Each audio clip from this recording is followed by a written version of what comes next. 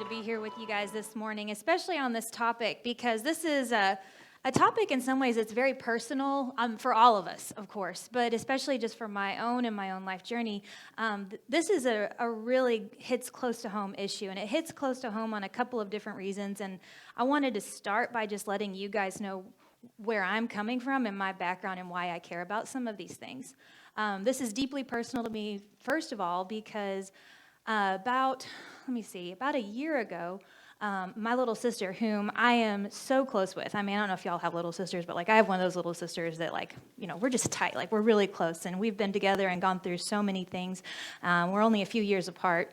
But she came over to me one night, and I could tell, just kind of my big sister antennas had been telling me for a while that something was really wrong and something was really serious and going through her life. And we proceeded to talk for probably, I think that night we talked for about 6 hours, where she opened up and started sharing that when she was in college, you guys' age, she just kind of got into a bad spiral, and a lot of things were going on. She met the wrong guy, just got in the wrong crowd, and a lot of things were just going on in her life. And y'all, we were at a Christian Baptist college in Jackson, Tennessee. I mean, there wasn't a person who didn't know, our main name's Monroe. Those are the Monroes. They come from this family. Everybody knows them. They know all the right answers and all these things. But she found herself pregnant in college and didn't know how she could tell anyone, didn't know what was going to go on with that, and how she could even admit it to my parents, let alone the administration. She had a feeling that would probably mean her scholarship would be lost, and so she panicked, and she had an abortion. And she kept that secret with her for over 10 years. And I can tell y'all, when we talk about abortion, we are talking about real women who are dealing with really, really hard situations, and they are dealing with things that sometimes seems almost unbearable, and they're placed in what they believe to be an unbearable situation, and they're forced to make some really, really hard decisions. Even people who are very pro-choice acknowledge that abortion is a really hard choice to make, and it's a really hard thing to go through. And what I realized sitting there with my little sister about a year ago, as we just kind of sat there and ugly cried and tried to hash out what was really going on, was it really what happened was that death that occurred was a death at so many different levels, and it took root, this toxicity, this darkness in her that festered for over a decade and really almost ruined so many parts of her life. But the good news is that the Lord is gracious, and He is loving, and He is restorative, and there is redemption, and that there's nothing outside the reach of Christ, and there's nothing that cannot be redeemed, and there's nothing that isn't beyond His reach to make something beautiful from. And she has been freed now to talk about what she went through, and she is free now to be open and tell people, I'm one of those numbers. I'm one of them. And when we look at the numbers of abortions and when we see those things, I think it's important to realize that these are not disembodied people that just go, oh, they're the abortion girls. They're the ones, they're loose and wild, and all these things are going on. That these are our friends. It's us. It's our sisters. And so just even starting from that place of recognizing that when I'm talking about this, it's, I'm thinking about my sister. And I'm thinking about how alone she felt when she was in college, and how she felt like if I don't do this, everything I've worked for is going to be completely taken away, and I'm going to lose everything, and my parents are going to lose everything, and my family's legacy is going to be ruined, and everything that we've ever worked for is all gone now. I think about all the things that went into that decision, and I also think about what she had to do to drive there by herself. And I remember what she went through when she had to go home, and no one knew what she was going through, and she had to conceal, even just physically, what she had to go through and suffer through in that abortion, and couldn't even have a girl come and hold her hand during that process. Abortion is not pretty, and even people on the pro-choice side of it acknowledge that this is something that's deeply personal, and it's a hard conversation for a lot of reasons. And that's not the only reason I'm pro-choice, or pro-life as well. My own life story is my husband and I, after we got married, we kind of had this trajectory of how we thought our lives were going to go, right? And so like you kind of get, he and I were college sweethearts, and so we graduated college together, and then we got married, and we had, a couple of years, we had these like golden years of us just kind of going it alone and having so much fun. We traveled Europe and did all these fun things, and we're like, all right, well, it's time for to have a baby. So we started in that journey, in that process, and long story short, we did end up getting pregnant, but found out at about 25 weeks that our daughter was going to be born with severe physical limitations and problems. And at the time, especially with the ultrasound and what they could see, they weren't sure she was viable. And more than that, they were pretty sure that the issues that they were seeing on the ultrasound looked like it was a problem that initiated with a disorder I had that they were concerned about. They thought I had a blood clotting disorder. And they said, first of all, we don't think your daughter's viable. If she is viable and you give birth, we cannot stop it if you start to hemorrhage, which is a common thing that happens in high-risk pregnancies. And that's, if you look back in the history, there's a lot of women in the past who did not survive childbirth, and that's one of the reasons that childbirth can be turn very quickly into something very serious.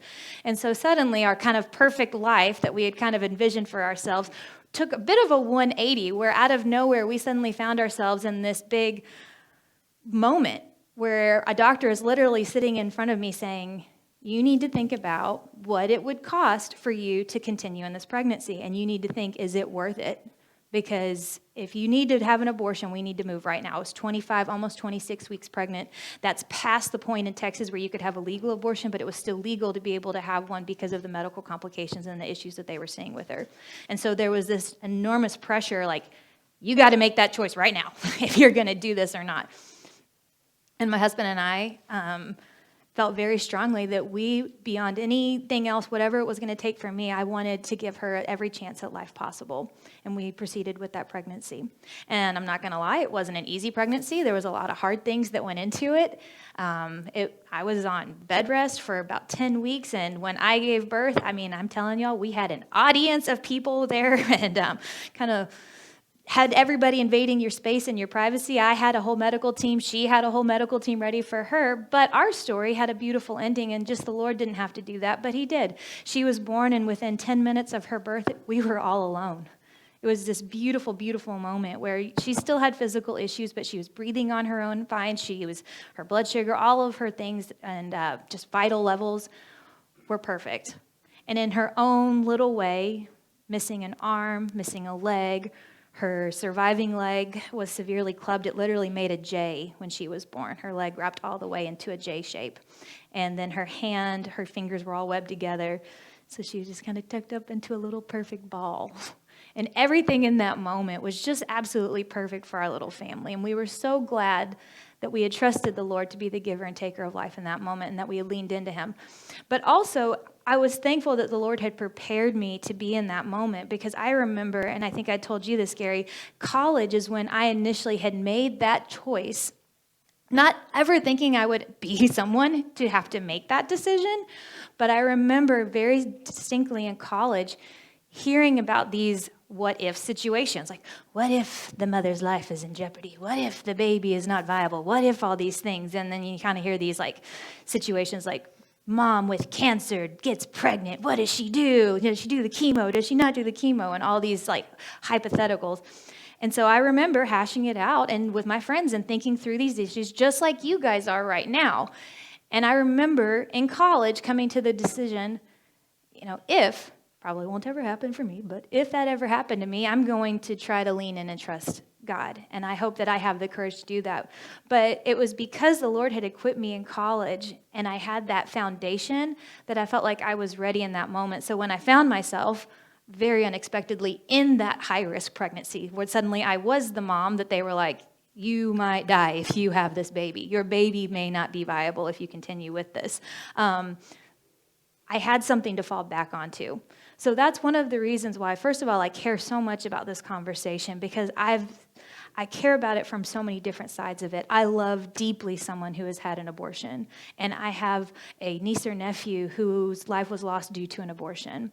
And then I also have a daughter who was offered a medical abortion, and they told me, if you don't have an abortion, We can't guarantee that you're going to be able to survive a pregnancy. So this is very real in my life, but it's also very real for so many different people. And when you try to water it down or try to politicize it just to be a platform and remove the human element to it, we really do a disservice to ourselves. So when you're talking with people, you need to realize everybody's coming at this with a story and with a background and reasons why they believe the things they do.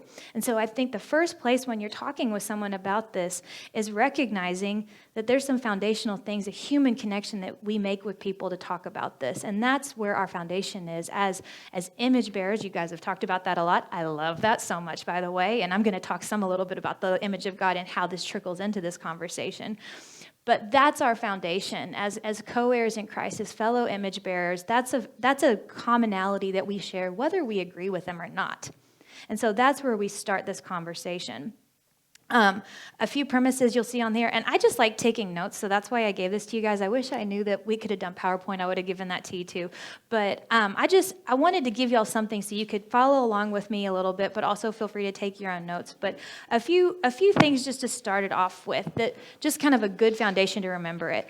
I don't know if you guys, I feel like bumper stickers aren't as much of a thing anymore. I don't know, maybe y'all see them a lot. But I remember growing up seeing like bumper stickers on all these cars. And there's a big bumper sticker ethic that you hear people say sometimes. It's like, God says it, that settles it. And that's kind of like, that's the end of the conversation. That just doesn't really settle it though, right? Like that's just kind of a academically, intellectually lazy way of not engaging in a conversation with somebody, because there's some really hard things that we have to hash out. And just to kind of be like, well, God says it, that settles it. That's just not going to land with somebody when they're in the middle of a situation where they're trying to deal with what seems like an impossible choice. And especially if you're talking to somebody who doesn't believe in God or doesn't take seriously what his word says. It's like, I'm not even really sure there's a God out there.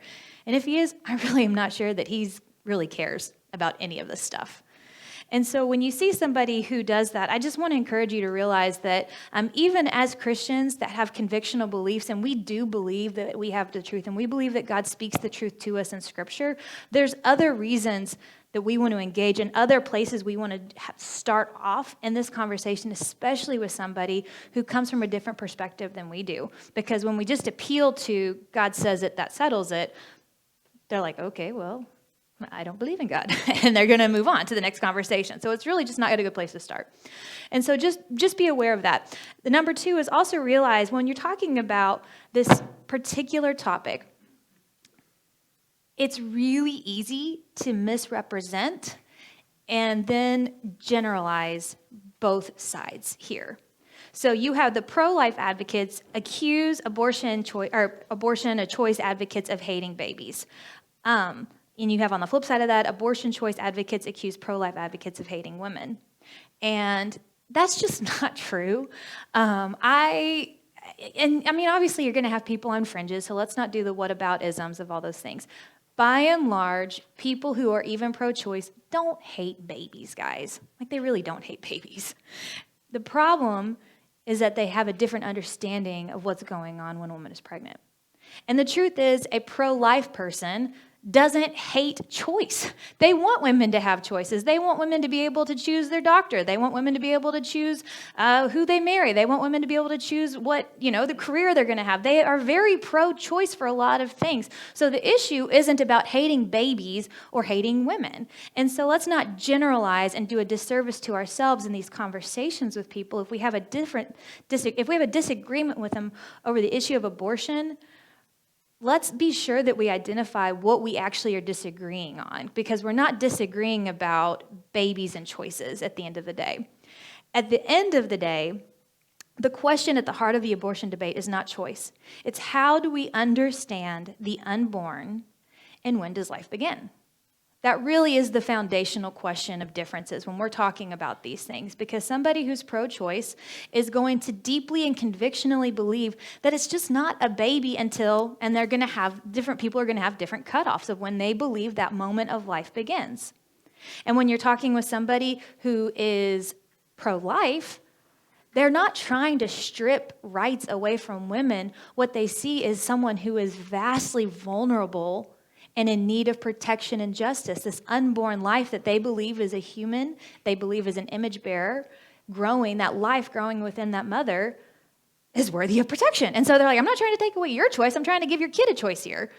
And so we've got to be sure that we're explaining and identifying what the differences are when we're talking about these things. Now, there's a understanding that you can also come to as essential differences. And that's what we're going to go into a little bit. There's a guy named Scott Klusendorf who kind of is given what he's calling these non-essential differences as a way to understand human life.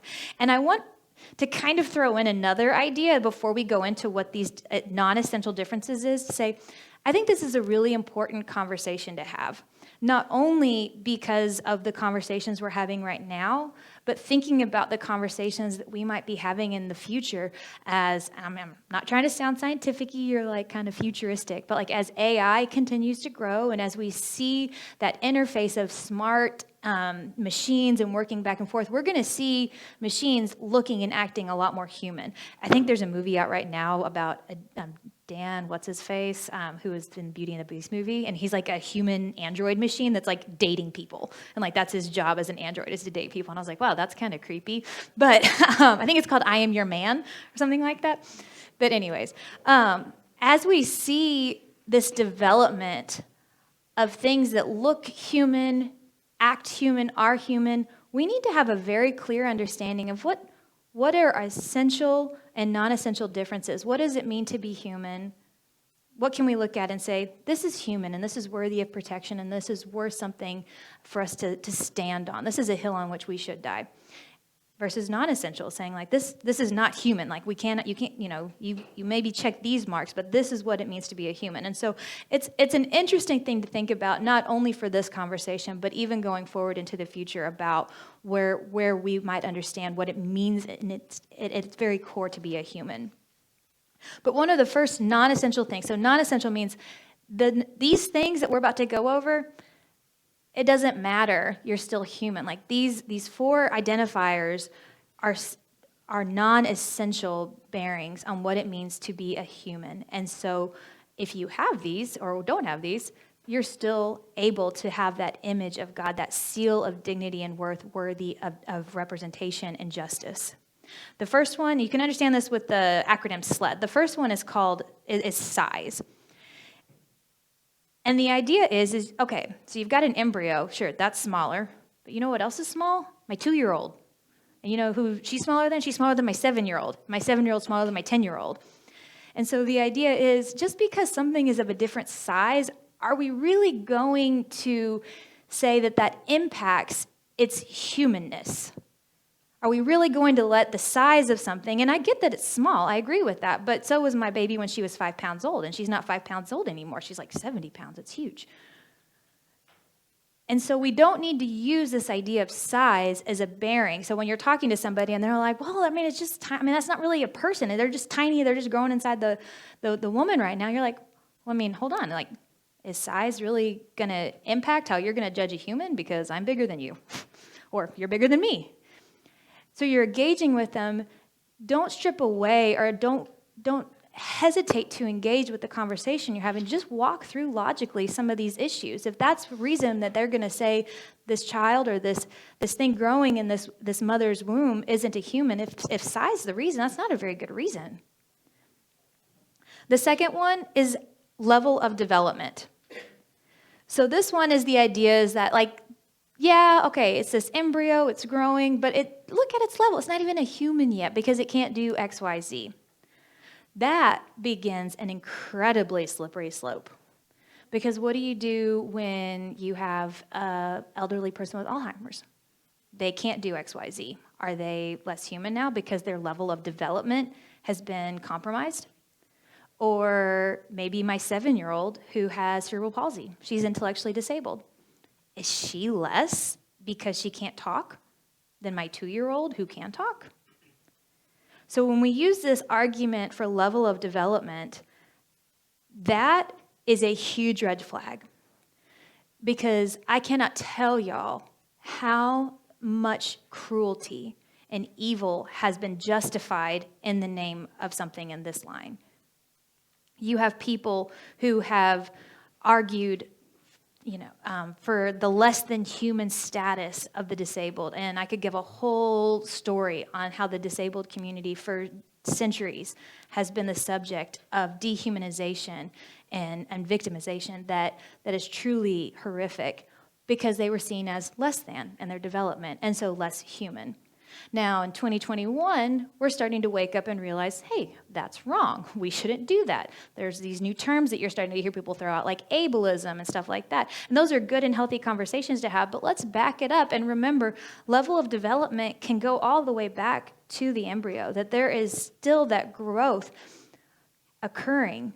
So even though, sure, a 6-week-old baby has no self-awareness, if we back that up further, like a 36-week-old baby in utero has the same level of self-awareness. So how are we going to be able to use this level of development as a qualifier? And we can't. It's a non-essential. So it doesn't matter where you are on that spectrum. You're still human. There's still dignity in that human life growing within you. Just because it's less than doesn't mean it's less human than the other one. And so when you have somebody who argues that, you can encourage them, let's flesh that out a little bit. If we're going to use this, what does this look like in culture? Well, I'll tell you what it looks like. It looks like the Holocaust. It looks like all these awful things that you've seen where people have done evils in the name of less than in your development and your understanding. So that's a big one. And that one really came home to me. And I mentioned to you guys just earlier that I have a daughter with cerebral palsy. She is nonverbal. She's still really smart, and she's really funny. She knows people underestimate her, and that's kind of funny when she plays games with their minds. But one time I was looking into getting her a service dog. It's like, I thought maybe that would be helpful for her. The dog could be able to do all these things. And when I was researching online, this thing about service dogs, how do you get a service dog for a kid, I read that certain service dogs, like a golden retriever, you can't get until the child is at least 3 years old. And the reason you can't get a service dog before that is because golden retrievers have the rational thinking of a 3-year-old child. So you can't really have the blind leading the blind there. So you need a kid who, like, a little bit more advanced than a golden retriever to be able to do the things that the golden retriever needs to do. But I remember in that moment being like, whoa. At the time, my daughter's pretty young. I'm like, I'm not sure she's going to get to a 3-year-old functionality.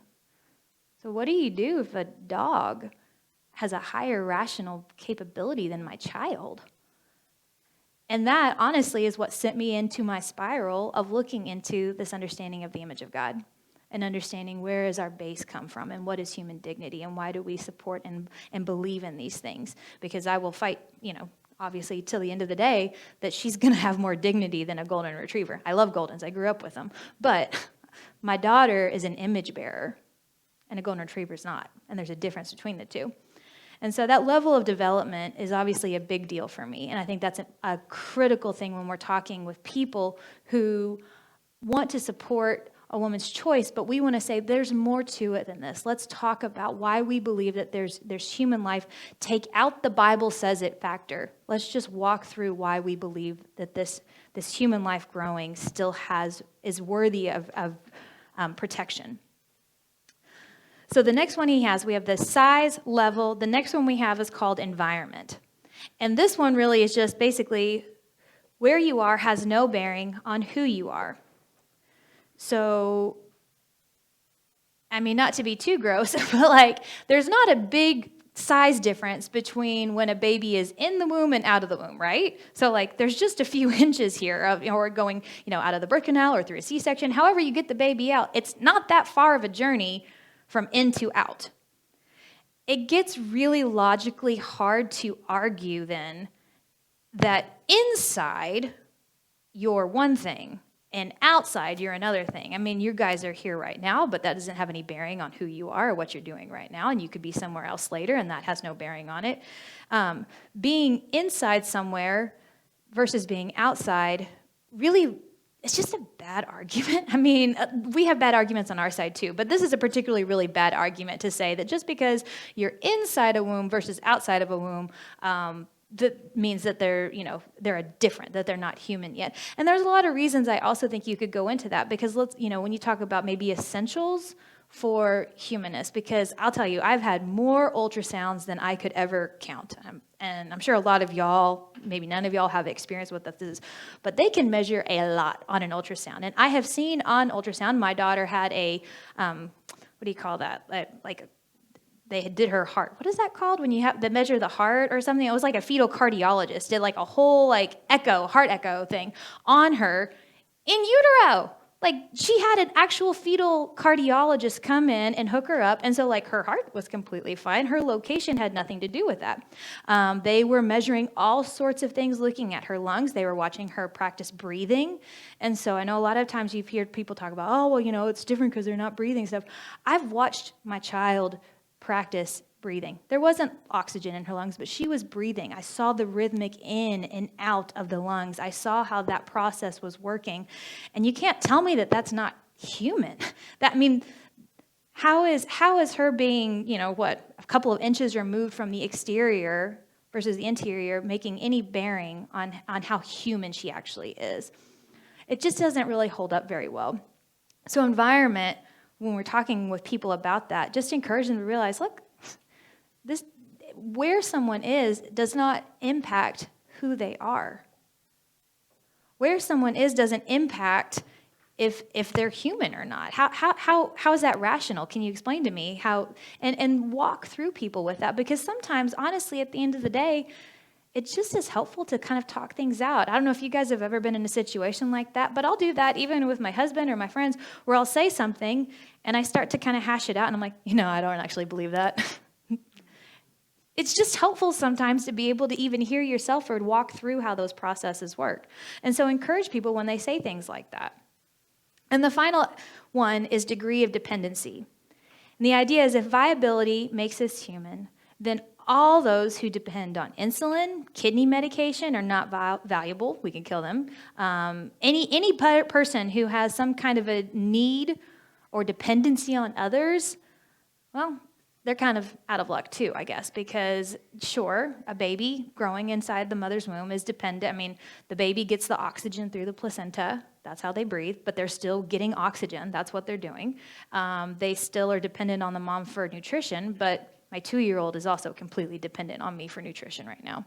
I wish she wasn't as dependent as me, and my 10-year-old is getting less dependent on me now, but she's been growing, and her level of dependency has never had any bearing on her value. Her level of dependency has never had any bearing on her dignity. Her level of dependency has never had any bearing on if I thought she was human or not. And just because I fed her when I was growing her in my womb through my body, and then after she was born, I gave her a bottle, that's environmental differences. Those really aren't fundamental differences to who she is and how she was receiving that need and how a baby receives that mother's care. And so when you're talking about somebody who just can't fathom how a baby, you can see them as human because, they're not even living on their own, or they're completely dependent on the mother's life. Well, a 12-week-old is also dependent on the mother to continue to give them life as well.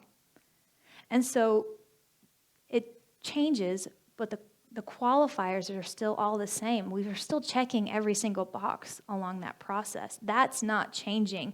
The level of it is changing, granted. How we give that aid changes, granted. But we're still helping. We're still doing all those things. So the fundamental truth of dependency is still there.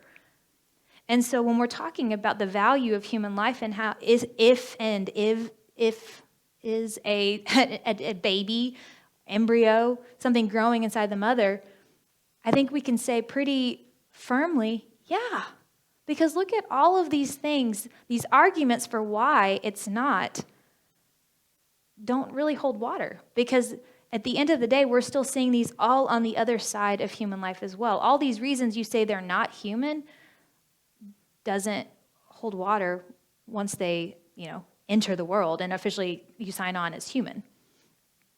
And I know that there's some fringe groups, and we're not really talking about those, the fringe groups that believe in some of the most awful atrocities of the world, like infanticide and stuff like that. Those are really kind of fringe, and I think by and large most people realize that's pretty gross and pretty twisted to believe in stuff like that.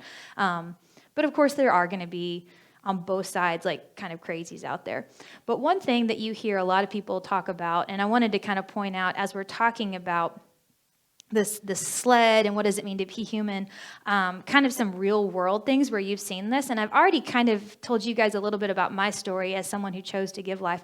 But I think that it's important to be aware of these conversations because you see it keep circling back. I remember a few months ago, Secretary Buttigieg, Pete Buttigieg, kind of got internet famous for a little bit because he circulated, I think it was an old tweet or something he had said, the conversation will regularly come back up about late-term abortion. Like that's a hot topic and that's a really controversial topic to talk about because even people, I know actually quite a few people who are pro-choice, but they're not pro-late-term abortion. And so it gets really fuzzy on like when it's an abortion and when it's not and all these things. And a lot of people have a lot of struggles with understanding late-term abortion.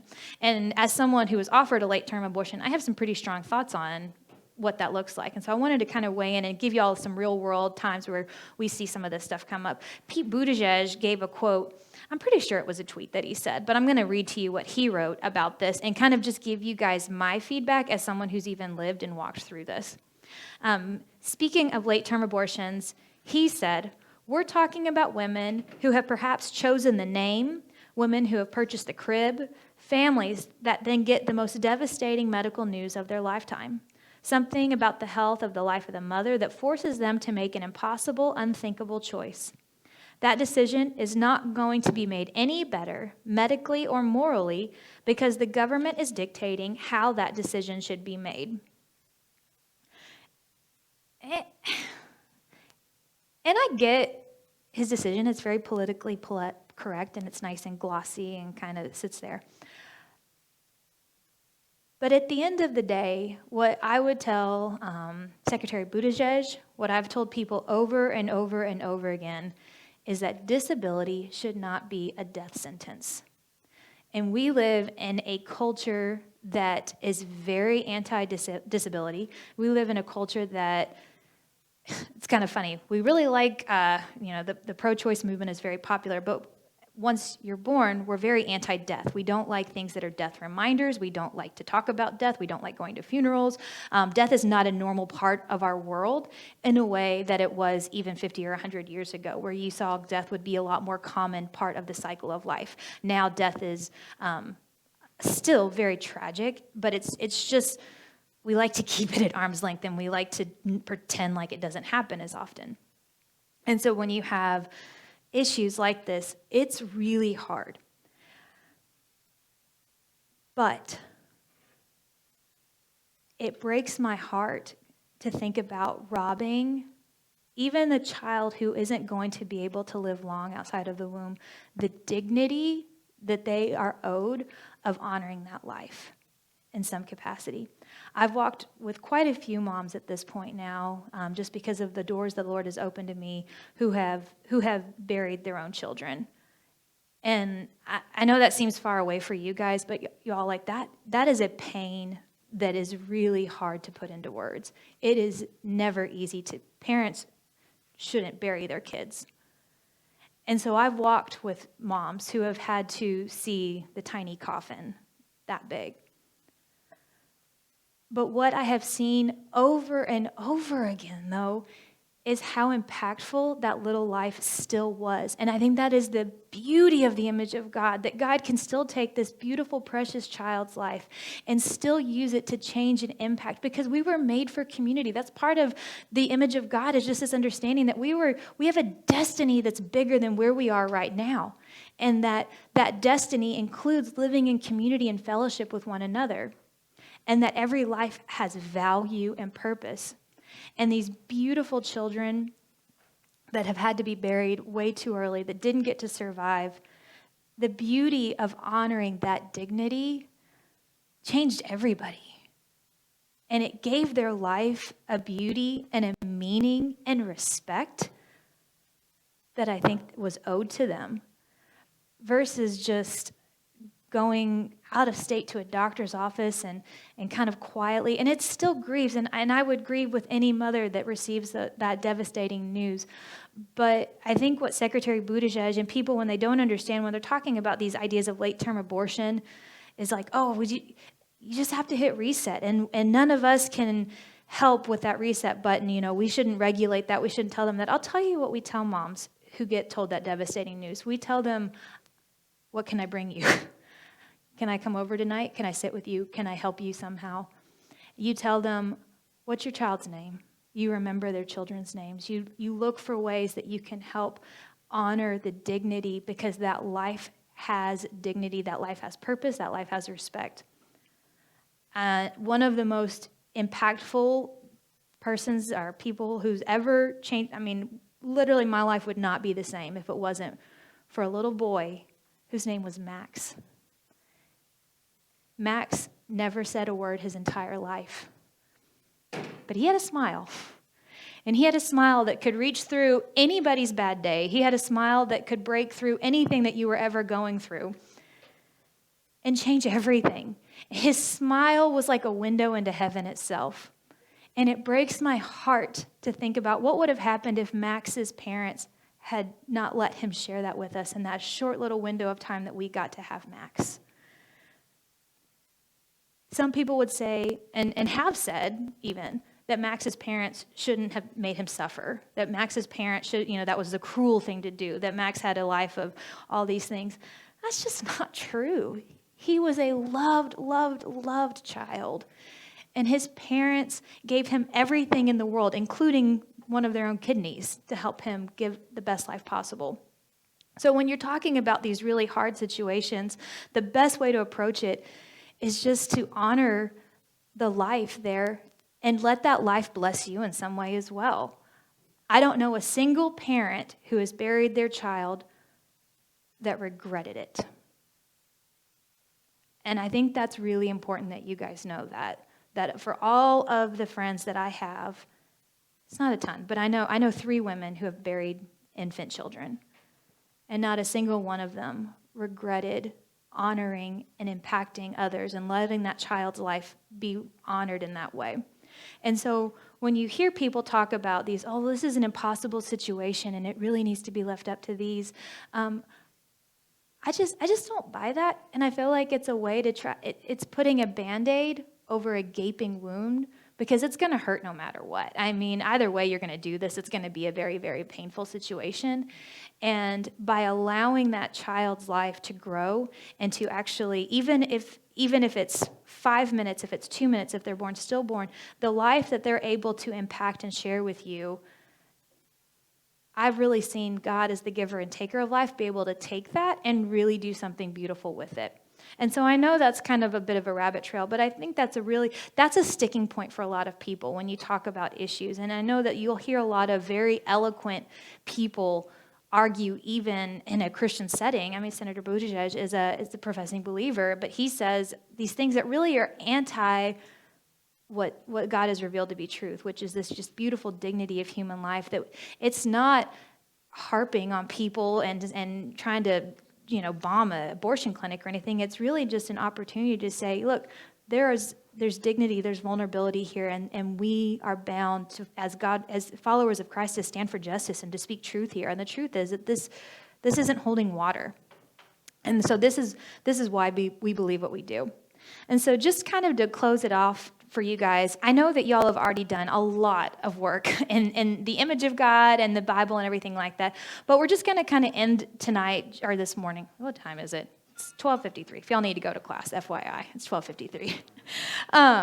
But we're going to conclude today just by kind of refreshing over why biblically we care about these things, because it's not just a Bible issue, but it is an issue that is grounded for us in the truth of Scripture. And so we believe, not just because of the Bible, but also because of just science and just understanding how humans grow and develop, that we recognize that you can be pro-life without having to be Bible thumper or something like that there are more than one reason to believe that. But we also do have reasons in the Bible to believe these things. And so you guys already know Genesis 1 is kind of the big bedrock for our belief on the image of God, right? So in 1:27, God says, I've created them male and female in the image of God. And this is kind of where we get everything foundationally for how we understand all the understandings of the image of God, is saying, okay, at the very beginning, it's an unqualified, everybody's got this. So we've got that kind of as our foundation. We also see consistently throughout the Bible, though, we've got this idea of the image of God. But what we also see is this thread that goes all the way, starting in Genesis, all the way to the end in Revelation, this consistent, we say, calling, demand, I don't know, imperative almost, that God has a deep, deep, deep concern for the marginalized and the vulnerable. And he puts a charge on his followers to care about that. That in the Old Testament, they were to look out for the alien and for the vulnerable amongst them. In the New Testament, we see Christ himself set that example. We see him so many times having eyes and compassion to see the person who is unseen, to reach out to the person who is unreachable, and not only to see them and validate them, but to also come alongside and speak truth to them, to protect them, like he did the woman caught in adultery, the woman at the well. We see him inviting them in, like he does with the children, where he says, "Let the little children come to me." That was not a really cool thing to do back in those days. Just so y'all know, like, kids were not cool back in those days. So it was a pretty big deal that Jesus did that. And then you also see when John the Baptist, who's in prison and kind of questioning his life choices and is just in a kind of a bout of depression, he's like, man, like, is this really the guy? Is this really Jesus? And Jesus responds in Luke 22, "Go and tell John what you have seen and heard. The blind receive their sight, the lame walk, leopards are clean, deaf hear, the dead are raised, the poor have good news brought to them, and blessed is anyone who takes no offense at me." What Jesus is telling John the Baptist, even in this moment, he goes, look at who I'm bringing in. This is a mark of divinity. This is who God is. That this is a foundational characteristic of God himself, is this care, this love, this passion to protect the vulnerable, to protect those who culture says has no value. And throughout the centuries, that understanding of who has no value and who have value, that ebbs and flows. Sometimes they believe it's people with a certain skin color. Sometimes they believe it's people who have a certain mental capability. Sometimes they believe it's somebody who has a particular set of anatomy. Men are better than women. All these different things. That ebbs and flows throughout history. But what doesn't change throughout history is a consistent mark of those who follow Christ Jesus is that we care about those people. Because that's who God cares about. And that's who he's called us to protect and stand in the gaps between and to be a buffer and to speak truth to and to recognize as valuable, valuable pieces of the kingdom of God. So that's really our Christian heritage. That's your Christian heritage. As Gary had already said, the church from the very beginning, we've been pro-life. And that's looked different at different times. But consistently, the church has been pro-life, pro-all life, not just pro-birth. We want it to be a holistic representation to say that every life has value, every life has dignity, every life is worthy of protection.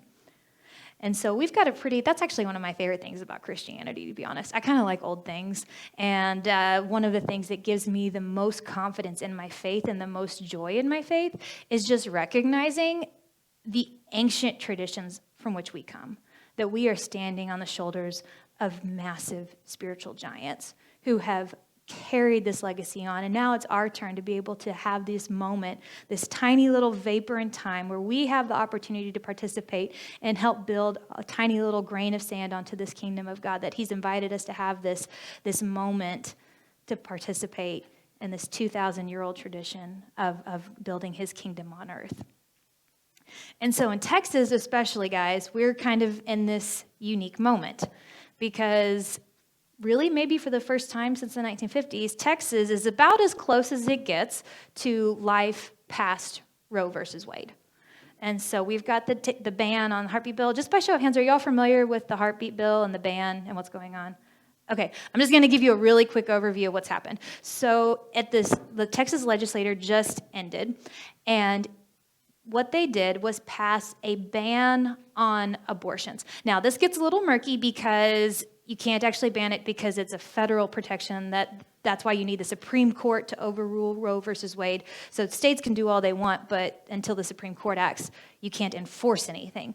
But here's what Texas did. This ban makes it illegal in Texas to have an abortion after 6 weeks. I was 5 weeks pregnant with most of my kids when I found out. So it's a very, very, very, very short window now where it is legal to have an abortion in Texas. What Texas has done is the enforcement of the ban. Texas law enforcement can't do that because that would break federal law, current federal law. But you're now liable for civil prosecution. So now anyone who aids and abets in the abortion process I think it's up to $10,000, you are eligible to be sued or gone after. So for every abortion you provide. So every abortion provider, if you have a clinic, every abortion you perform, you are now have a big target on you for somebody to come after you for $10,000 every single time you do it. So most of the abortion clinics, by and large, which is a really exciting thing, have pretty much stopped because they don't have that much money to shell out to all these people. And to be honest, even when at midnight, I think when the ban went into effect, there were people already lining up to be able to try to enforce some of these things. So that's where we're at. And we could have a whole conversation about how this is a bit of a slippery slope because there are definitely some pros and cons to this. We celebrate the protection of justice and that there's a pause going on right now. We also want to be really cautious about exploiting the vulnerable on the other side of that and understanding just the implications of going after somebody for a lawsuit and how there's already been people who have tried to just be rich off of that. So it's a complicated ban, but for us right now, this is an opportunity. This is an opportunity for us because more than any other time, Texas is living in what could be a post-Roe versus Wade world because even the Supreme Court probably is going to pick us up sometime in November or December. The Supreme Court is looking to be able to rule on some of these issues. Depending on how they rule, if they uphold the laws, that there's a law in Mississippi, if they rule in favor of the pro-life choice, Texas already has passed a law that makes abortion completely illegal in the state of Texas. They can't enforce it right now because of the federal regulations. But if the Supreme Court overrules it, Texas will immediately cease to be a state where abortion is legal. So just FYI, that's on our radar. We're watching that. If that happens, this is our moment because we celebrate the justice. We are so thankful for the protection of the innocent life. We believe that there is life growing inside the mother's womb that we want to protect and stand for. But we're also going to need to walk really carefully and follow the example of our Christian ancestors who have been the ones who have really kind of carried this mantra for so long of looking out for the vulnerable, for the marginalized, for the overlooked. The Christian Life Commission about 10 years ago picked Micah 6:8 as kind of our guiding North Star to understand how are we going to act, when are we going to act, what are we going to say about things. So that's often kind of what we have an issue, we kind of run it through the litmus of what does Micah 6:8 say and how can we act. And so that's tonight how I want to just challenge you guys this afternoon to think about how can you act as you go forward thinking about this pro-life thing. Follow Micah 6:8. Do justice. Well, Lord willing, we're kind of, in some ways, we're getting there. There is protection for the vulnerable. There is protection now to make sure that the unborn have that coverage to say that there's somebody here who needs protection and needs justice, and we're there. And so that's a win. We can celebrate that. That's a good thing. We're thankful for that. But we cannot stop it there. The second command of Micah 6:8 is to love kindness. And this really, guys, is our moment to really kind of walk the walk of the talk we have so often. We talk about God being a loving and gracious God. We need to meet women where they're at. Listen to the stories of abortion survivors. Listen to the stories of women who are struggling, who are wanting to go through an abortion. their stories are readily available out there. They want to talk. They're going through difficult times. They want to hear they want people to hear them and be validated in that. And just passing a law and then just forgetting the people that impacts is not kind. And so as the church, this is our moment to step forward and sit down and say, I want to listen. I want to hear. I love you. You are loved. This isn't the end. I'm here with you. Let's walk through this together. I don't know how or what that would have impacted if somebody had said that to my sister. I desperately wish I could have told my sister before she had had the abortion, this is not the end of your life, and I'm going to walk with you through this, and it's going to be okay, and I'm going to love you on the other side no matter what's going to happen here. This is our moment to talk to people who are thinking about abortion, who are worried about abortion, who think that might be the only choice that they have. This is our moment to embody the loving kindness of the Lord and say, I'm here. I'm here in this moment with you. Let's walk together. Let's support programs that support the needs they have. Let's support issues that they're saying, look, I'm just really worried about XYZ. Let's listen to what they have to say about XYZ. Don't write people off. And just listen to the platforms they're saying. Listen to the people and the stories that they're going through. It's very, very, very tempting sometimes to listen to somebody and kind of get sidetracked on one thing they say and kind of go down that rabbit trail. Fight against the ideas of what I call it the whataboutism. So you'll hear somebody say, well, blah, blah, blah. And you're like, well, what about? And you kind of go over here. Don't do that. That's kind of a jerk move anyways. Like, listen to what they're saying right there in that moment and be able to work with them and walk through them. That will go so much further as you validate them as they're walking through this choice. And then the final command of Micah 6:8 is to walk humbly. And remember, there's a famous phrase that says, if not for the grace of God, go I. And it's this understanding, guys, that we are all completely subject to the grace of the Lord. There's just only by the grace of the Lord, it was not I who had that same dark spiral that led my sister to some of the choices she had. We had the same parents. We knew the same things growing up. We were pretty much the same person in some ways. And so let's walk humbly along with these stories and these people. It's really easy to celebrate, and we want to celebrate justice and truth, and it's really an exciting thing to be able to say that the innocent life has been protected. Just do it humbly is my request. Don't be a jerk, and let's not flaunt. Oh, we won the law and all these things. Like, recognize that these laws are impacting women and families, just in some really real and tangible ways. And so let's pray the Lord give us just a gentle spirit and humility as we're engaging in these conversations, because that's going to land so much better every time. If you come at somebody super haughty and arrogant, they're just not going to listen to you. Like, nobody wants to talk to somebody like that. And so just walk humbly, especially in light of the political climate we're in about this particular issue, because it is so loaded. And at the end of the day, these are real women who are going through real situations. And so that's just my closing thoughts and prayers for you guys. And do you mind if can I just close in a word of prayer? Is that good? Okay. I'm just going to close in a word of prayer for you guys, and y'all be dismissed. Heavenly Father, thank you so much just for this afternoon, for the opportunity to just sit and recognize the value and the beauty of life that you have given us as the giver and taker of life. Lord, would you give us wisdom to walk this new journey we have as we're looking in Texas, especially at this new world where maybe abortion's going to be gone for forever. And would you give us wisdom and kindness to know how to meet women where they're at in this moment, to be able to embody your spirit, your love, your compassion, and your passion for them. In Christ's name we pray.